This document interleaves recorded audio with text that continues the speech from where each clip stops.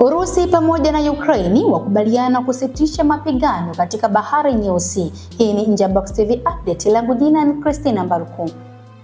Urusi na Ukraine zimekubaliana kusitisha mapigano katika Bahari Nyeusi katika mikataba tofauti na Marekani, baada ya siku 3 za mazungumzo ya amani nchini Saudi Arabia.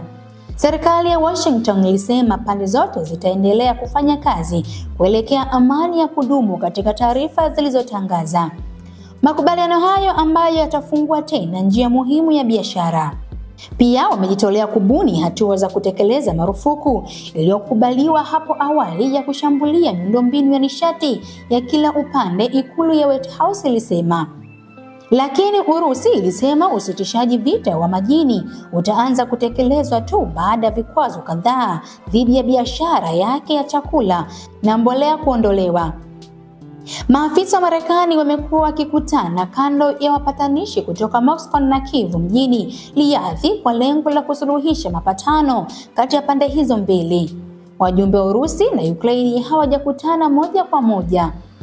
Rais wa Ukraine Volodymyr Zelensky amesema makubaliano ya kusitisha mapigano katika Bahari Nyeusi ni hatua katika mwelekeo sahihi.